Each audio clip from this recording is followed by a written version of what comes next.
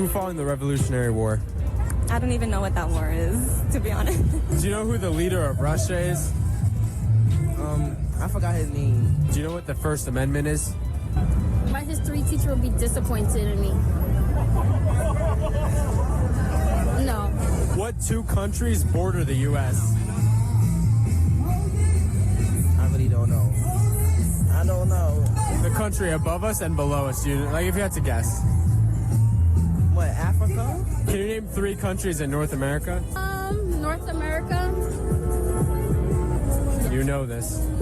I do. Do you know what the 4 directions on a compass are? A compass? What is that? Legislative, executive, and... Congress, the Senate, and the other one. How many Supreme Court justices are there? Ooh. 6? 7. 6 or 7. Can you name your U.S. senators? No. I think it's Dwayne Johnson. The Rock? Well, welcome to the Janelle King Show. I'm Janelle King, and this is Extra 106.3, and this is where we discuss kitchen table topics that are typically banned from family gatherings, but are absolutely necessary in order to have a strong republic. In today's table topic, political illiteracy.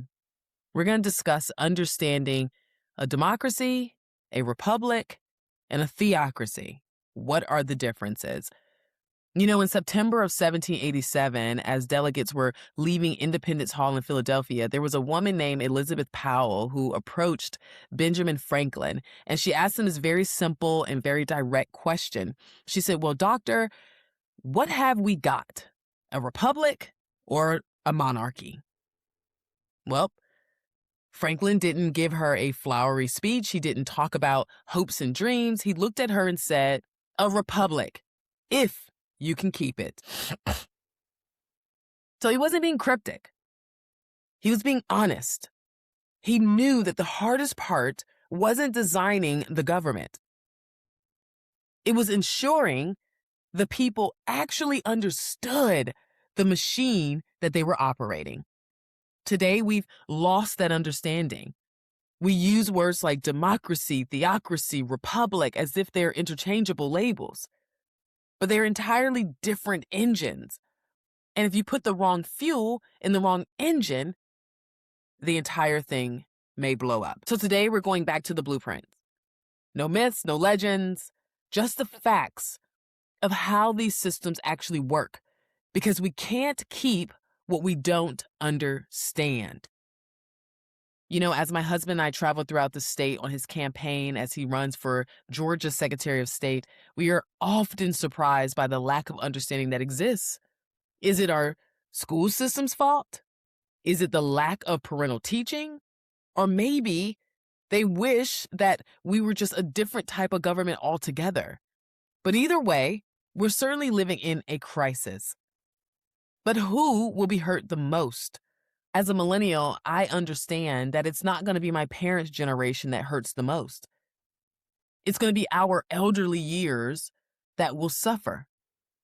All of the millennials that are using their youthful energy to change the government that's not going to change, instead of maintaining it, will use their older years wondering, what did I do? So I want to talk to parents and I want to talk to grandparents for a quick second. There's a lot of time that's been spent on the kind of world we want to leave behind. That tends to be the focus. What do we leave behind for our grandkids, for our children? The debt, the lack of traditional values, the economy and job market. But there's a silent debt that we are passing down that is far more dangerous, and that's political illiteracy. If we don't teach the next generation the difference between a democracy, a republic, and a theocracy, we aren't just leaving them a house with a cracked foundation. We're leaving them a house that they don't know how to maintain. And eventually, they're going to burn it down so they can stay warm. When we tell our kids that we live in a pure democracy, we are teaching them that the majority is always right. We are teaching them that if they can get 51% of their friends to agree on something, They have a moral right to impose that on the other 49%. That sounds like fairness to a child, but it's actually the blueprint for mob rule. If they don't understand that they live in a republic, a system specifically designed to protect individuals from the crowd, they won't value the Bill of Rights. They'll see the Constitution as not as a shield, but they'll see it as an obstacle to their feelings of the moment. And a generation that views the law as an obstacle is a generation that will eventually dismantle it. And we're seeing that right now. We're seeing that particularly when it comes to progressives. They are fighting extremely hard to dismantle our republic. And on the flip side, we see people pushing for what is essentially a theocracy without even realizing it.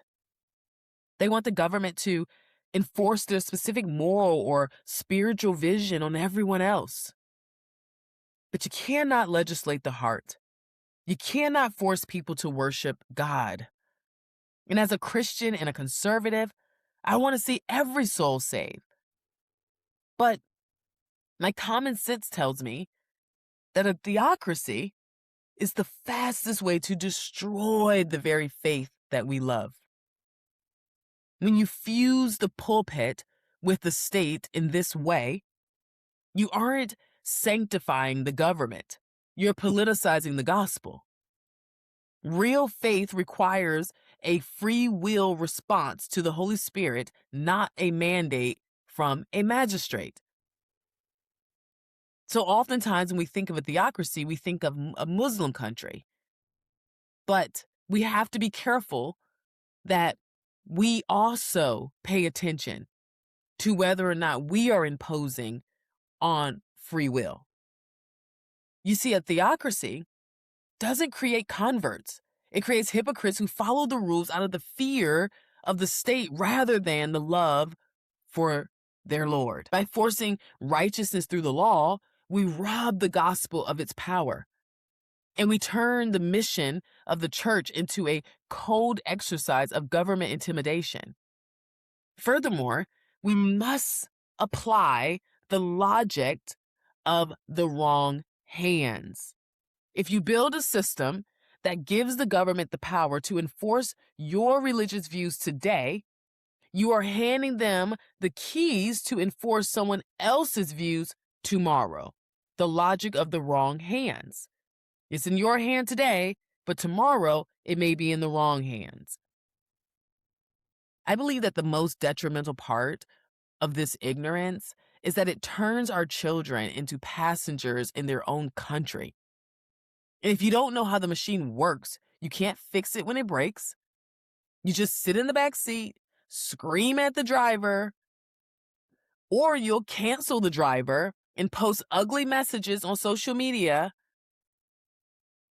These are the same people that get angry at the Supreme Court ruling because they don't understand jurisdiction.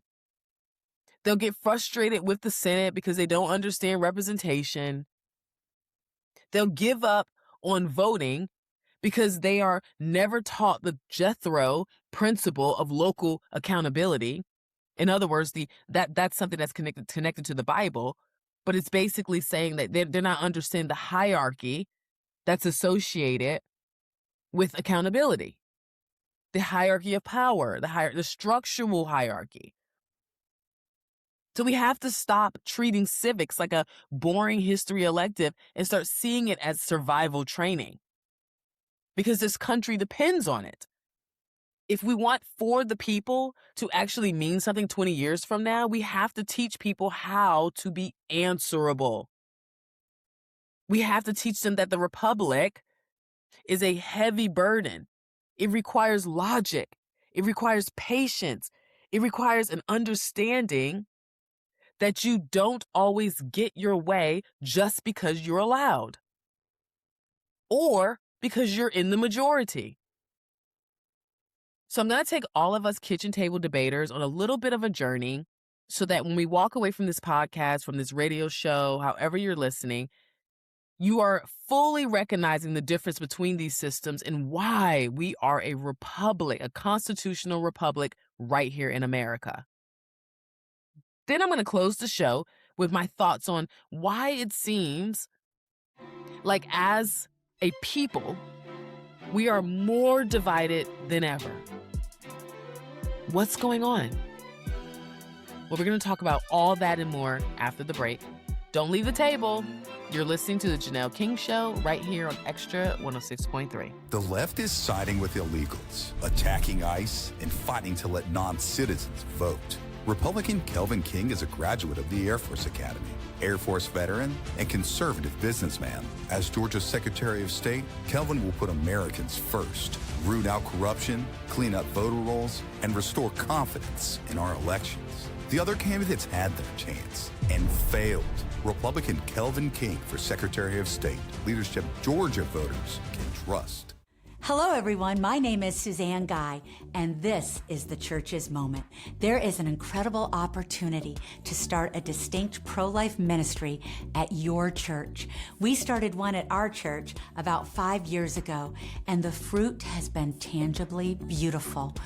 We do monthly meetings that educate and equip the body of believers on sanctity of human life issues from womb to tomb by bringing in and featuring different pro-life leaders from all over Georgia, as well as featuring different ministries like post-abortion healing ministries or foster care ministries. There are so many great community partners out there.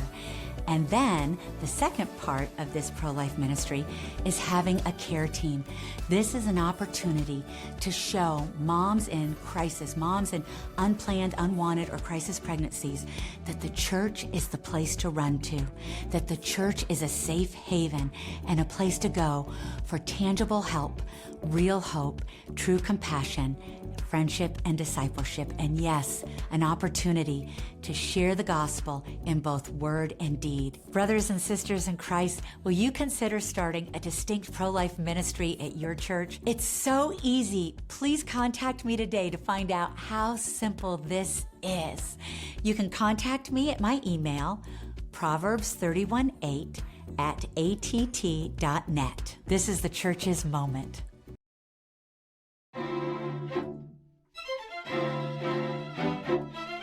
Welcome back to the Janelle King Show. I'm Janelle King. This is Extra 106.3, and this is where we discuss kitchen table topics that are typically banned from family gatherings but are absolutely necessary in order to have a strong republic. In today's table topic, political illiteracy, understanding a democracy, a republic, and a theocracy. As I stated before, I opened up with a quote or a statement that was made by Benjamin Franklin when he was speaking with Elizabeth Powell, who asked whether or not we were a monarchy or a republic. And he said, "We are a republic if you can keep it." But the hard truth is that you can't keep what you don't understand. And as I said it before, as a millennial, I see us living through a crisis of political illiteracy. But we've mistaken a pure democracy for fairness, not realizing that majority rule without constitutional guardrails is simply a blueprint for mob rule.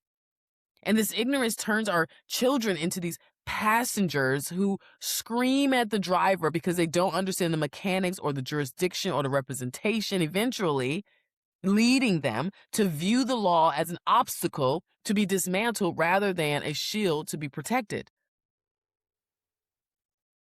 So whether it's the impulse towards theocracy, which only serves to politicize the gospel and create hypocrites through intimidation, or it's the encroachment of this new communism from within, we are all handing the next generation a house they don't know how to maintain. And we really have to stop treating civics like a boring elective and start treating it like the survival training it is. Because if we want a government that is truly answerable to the people, we have to teach the people the right questions. So I want to look at the mechanics of these systems, starting with the system that is often interchanged with the republic. I cannot tell you the amount of times I'm either on a panel, on a podcast, or an interview, and I hear someone say, "Well, this is a democracy." And I'm like, no, it's not. So let's talk about a democracy. So in its purest form, it is built on the will of the people. And it sounds perfect on paper. But historical logic tells us that a pure democracy is really just majority rules. As I stated before, if 51% of the people decide the other 49% shouldn't have property rights, that's a democracy in action.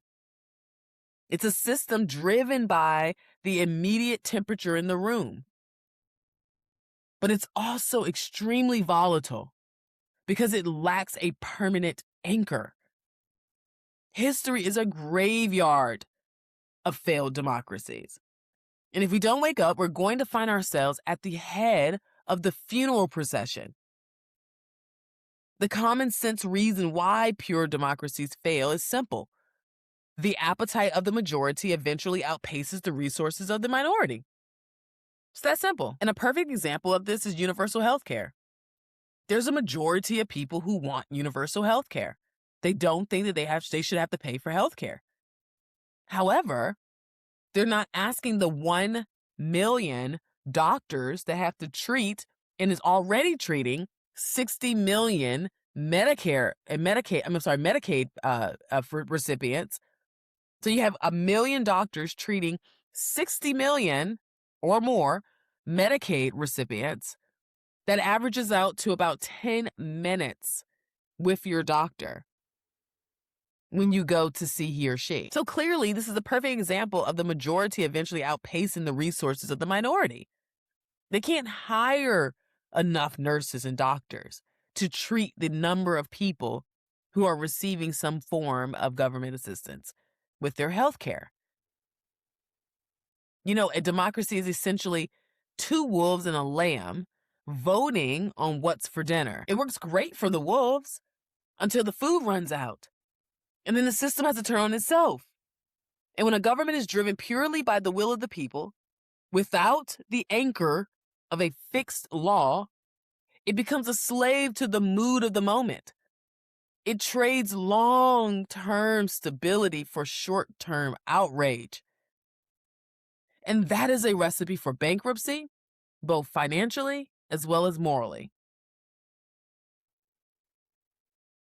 The greatest danger we face today is the quiet, persistent effort to move our republic into a democracy.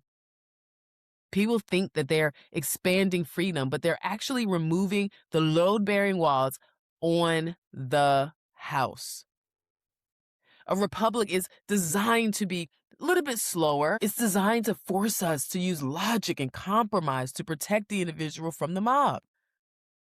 But when you bypass the Electoral College, ignoring the Senate structure, when you try to rule by popular whim, you aren't fixing the system. Now, if we transition into a pure democracy, we lose the Bill of Rights because rights cannot exist if 51% of your neighbors can vote them away on a Tuesday afternoon. So that leads me into a theocracy. This is a system where the government and the altar are one and the same. The laws aren't debated in a town hall. They are dictated by a divine authority as interpreted by those in power.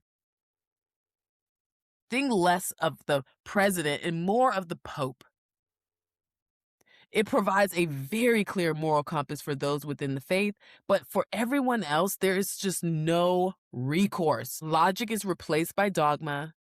You don't understand with a theocracy. You don't negotiate. You either conform or you leave. So while a democracy may fail because of the appetites of the mob, a theocracy fails because of the arrogance of men. The danger of trying to move our republic towards a theocratic model or a democracy model is that you aren't actually putting God in charge. You're putting a politician in charge who claims to seek for him. The history is clear. Whenever the church and the state become one in this way, the church is always the one that gets corrupted.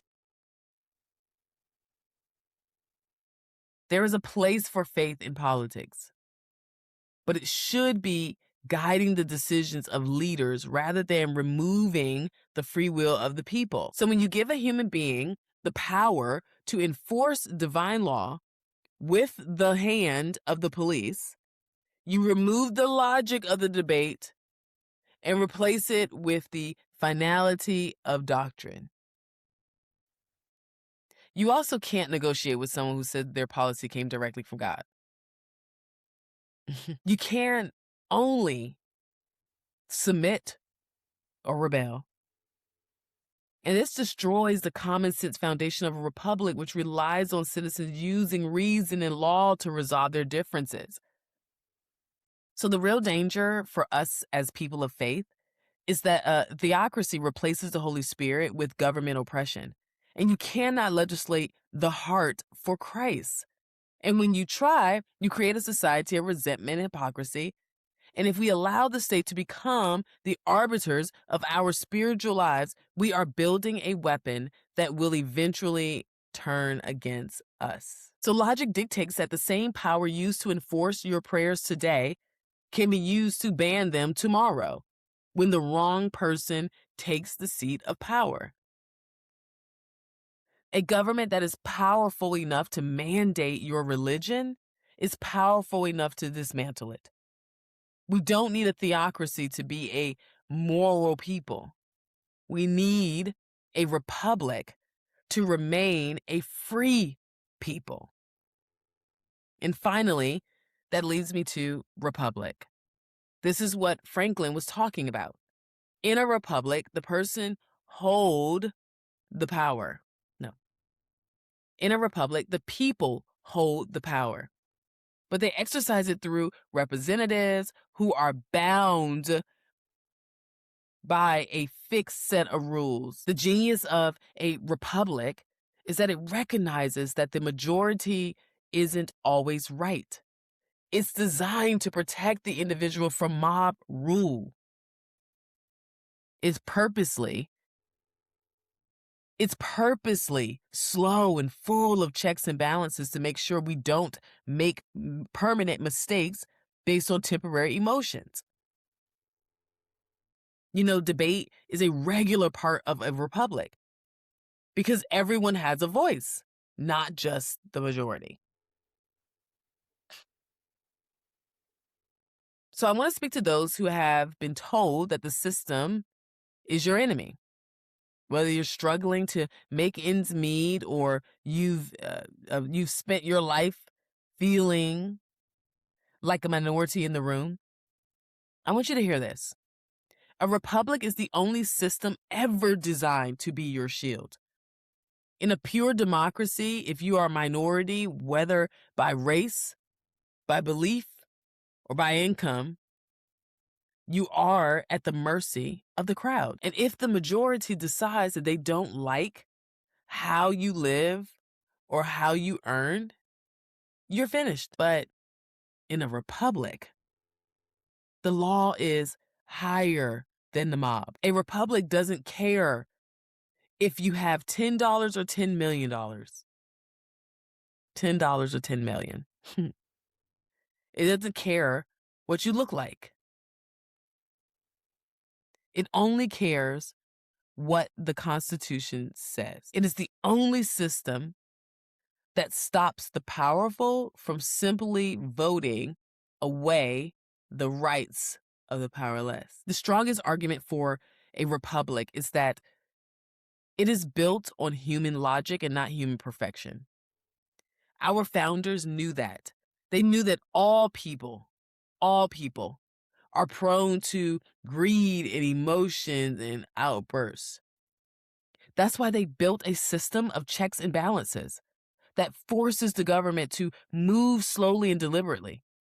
It protects the poor man's property from the rich man's influence.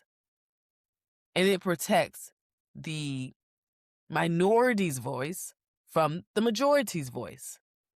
So while a theocracy demands your soul, a democracy demands your community, a republic only demands your lawlessness. Just be lawless. It provides a neutral playing field where your success is limited only by your drive, not by the whim of a dictator or the mood of the mob. It's the great equalizer because it puts the crown on the law and not on the man or woman. That is the heritage we are tasked with keeping, not just for our own sake, but for every person who wants to live in a world where their rights are inherent, not granted by a vote. Well, because we have to define our concepts clearly. A democracy, in the political meaning of the word, the original meaning, defining a specific political system, means a country governed by unlimited majority rule. A democracy is a form of government in which the majority has the right to vote on anything and to pass any laws they see fit, the sole standard of legality being a majority vote, that is counting of numbers. Democracy is incompatible with the Constitution because the principle there is that the sole standard of right or wrong in politics is a counting of noses, a majority rule. The best example of that system are the original city-states of Greece, where, if you remember, the majority had the right to vote a death sentence for a man if they disapproved of his ideas. And Socrates is the best example, most famous one, of what is wrong with the system of democracy. Socrates was condemned to death because the majority of the citizens found that his ideas were subversive to the use of Athens. And he refused to escape, though he had a chance. He declared that his fellow citizens were wrong in their decision, but they had the right to vote away his life, which is a ghastly example of the sanction of the victim and a perfect example of the nature of a democracy as a political system of government. Now, a republic, properly, is a system of government which is limited by the individual rights of man, which means that the majority may vote, but only in a strictly limited and defined political sphere, and that the individual rights of man are not subject to majority vote, not to government legislation. All that the government can and should do in regard to rights is protect them, but government cannot infringe them. That is, in essence, the nature of a proper republic.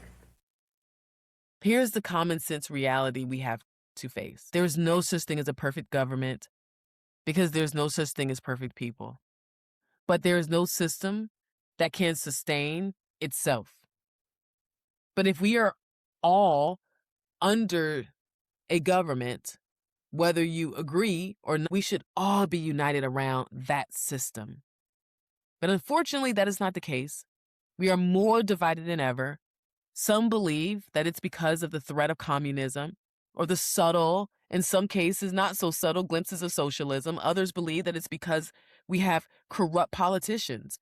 And I think all of those may be true and can be true. And I wouldn't say they're not true. But I believe that there is an underlying element that isn't being talked about until now. So after the break, we're going to close the show with why I believe we are seeing this great divide. We're almost done. You're listening to The Janelle King Show right here on Extra 106.3. Don't leave the table.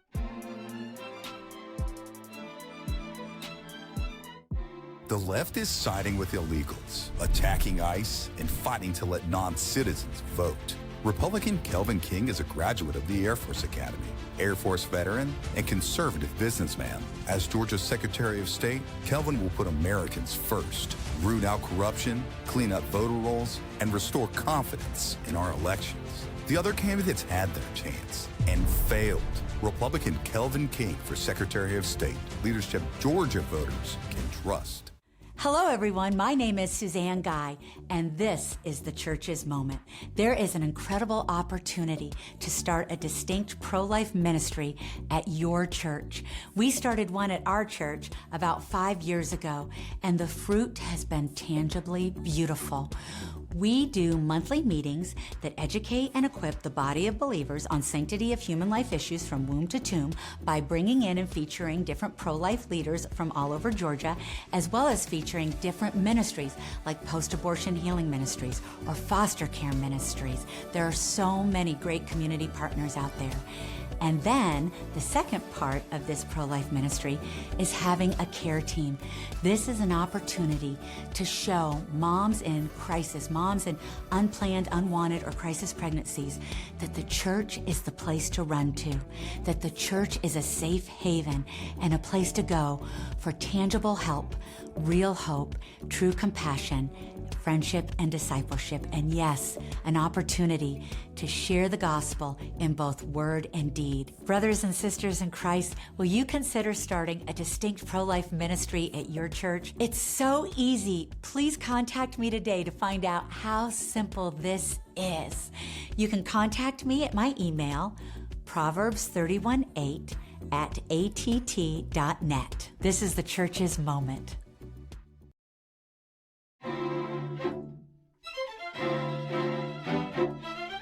Welcome back to the Janelle King Show. I'm Janelle King, and this is Extra 106.3, and this is where we discuss kitchen table topics that are typically banned for family gatherings but are absolutely necessary in order to have a strong republic.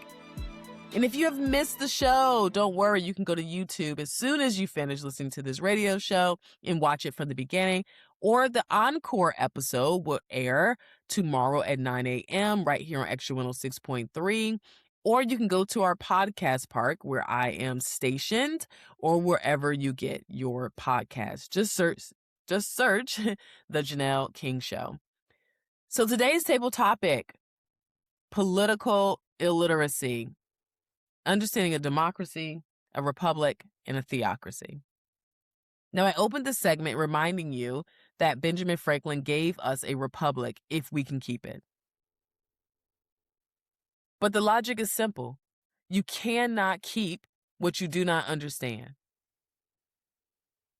Today, we are living through a crisis of political illiteracy, where we've mistaken the volatility of pure democracy for fairness, not realizing that a system driven by the temperature in the room is just a blueprint for mob rule, and eventually it'll bankrupt us all, both financially and morally.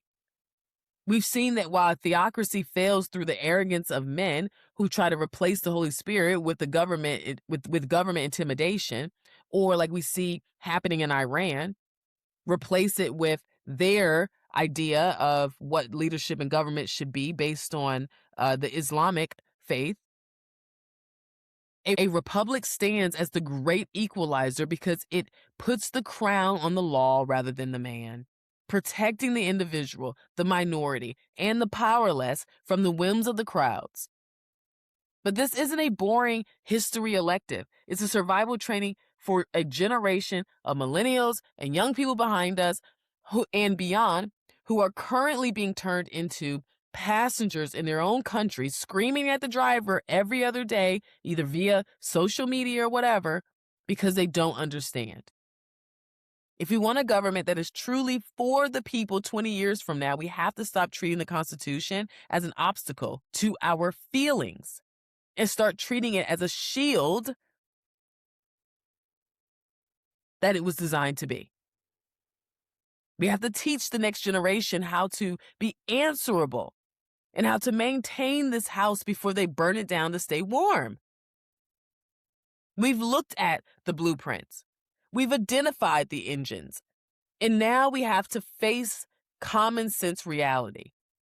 There is no perfect system because there are no perfect people. But there is no system that can sustain itself without a united understanding of the law. So I'm closing the show with the real reason why we are seeing, or that I believe we are seeing, a great divide in this country. And it's a truth that goes far deeper than the threats of communism and corrupt politicians. While I do believe that that's there, I believe it is because we have a generation of voters who believe that a republic isn't real. Or they just simply want to treat it like a democracy. They want to ignore the fact that we're not a democracy, but treat us like a democracy. I remember being on a Democrat panel, and I mentioned that we are not a democracy in that discussion. There was a young woman in the audience who came up to me and said, this was the first time that she had heard that we were not a democracy. That's right, a college-educated young woman who looked to be probably in her late 20s had never heard that we have never heard that we are a republic. She says she looked it up and that I was right. I know. But I was a bit shocked, but also happy that she looked it up rather than just ignoring me. But I was shocked to see that she had no clue.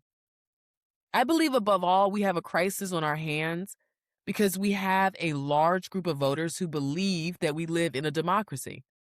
That's why they don't understand why we are not falling in line with the majority. This is also why we have so many people running around stating their pronouns as if we can't clearly see what you are. But too many people are fighting to be in the majority rather than having their own voice. The danger of acting like we are living in a pure democracy when we are actually in a republic is that we begin to mistake the will of the majority for the ultimate moral authority. In a democracy, your rights are subjected to a head count. If 51% of the people decide your property, your speech, your business are inconveniencing them, those things can be voted away in an afternoon. By treating our system like this simple popularity contest, we encourage a generation to view the Constitution and the slow, deliberate checks and balances process that we provide, not as a protective shield, but as an annoying obstacle to their immediate feelings. This democracy-first mindset creates a volatile environment where the law is replaced by the mood of the mob, eventually leading to a system where the minority is left with no recourse and the individual is left with no protection. The greatest threat to our stability isn't just the system we have, but it's the mindset of the people that we put in charge. When we elect leaders with a democracy mindset, we are hiring people who view the Constitution as a suggestion rather than a mandate. They believe that 51% of the votes gives them a blank check to override the governor, to override the law and silence the minority. So in opposition, when we elect those who with a theocratic mindset, we are empowering individuals who intend to replace the logic of the constitutional debate with the finality of their own personal doctrine, essentially turning the government into a weapon for spiritual control. The detriment is catastrophic. You end up with representatives who don't want to keep the republic, but rather want to dismantle it and serve their own immediate sense of righteousness or power. These leaders don't respect the slow, deliberate friction of checks and balances. They see them as inconveniences. By putting people in office who don't understand or respect the blueprint of a republic, we are essentially hiring contractors who hate the foundation of the house that they're supposed to be fixing. Eventually, they will stop trying to maintain the structure and start trying to rebuild it in their own image, leaving the rest of us with a government that is no longer answerable to the law, but only to the person holding the gavel. That's a problem. And that's what I see happening. We have people who believe that the seat is theirs. We have people who believe that once they're elected, they now have all the control. They now have all the power. They're not answerable to the people. Once you get elected, you should feel the most control that you've ever felt in your life because now you're being controlled by those who put you there. That's what's supposed to happen. And people are relying on you. They believe you when you run around and campaign to tell people that you are going to do this and going to do that and that you are going to be a representative of the people. Folks believe that. So when you change it up on them, it's a problem. And then you spend every waking moment doing your best to maintain a system that you did not create, a system that you are a part of, a system that is not yours. Then you spend all of your time trying to maintain a seat that you didn't create, that is not yours, but is there for you to sit in for a short while. But here's the thing. Every system has a cost. In a pure democracy, you trade individual security for a direct voice. In a theocracy, you trade your personal liberty for the collective religious order. In a republic, we trade speed for stability. We have to be mature enough to accept those trade-offs. And if you want to see change, you have to use the right lever for the system that you are in. In a democracy, you must win the heart of the crowd. In a theocracy, you must change the interpretation of the faith. But in a republic, the one we are tasked with keeping and maintaining, you change the things through a slow, disciplined work of the law, through the ballot box, and through local representation. That's why our elections can never be up for debate. We have to maintain control of our own elections. Don't just be a passenger in this country. Learn the mechanics. Know the difference between the noise and the substance. And do your duty.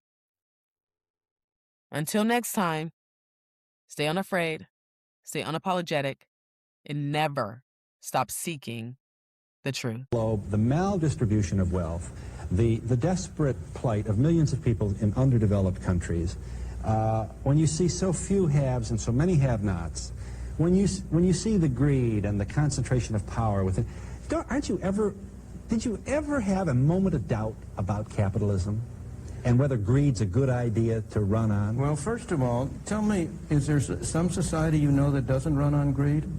You think Russia doesn't run on greed? You think China doesn't run on greed? What is greed? Of course, none of us are greedy. It's only the other fellow who's greedy. The world runs on individuals pursuing their separate interests. The great achievements of civilization have not come from government bureaus.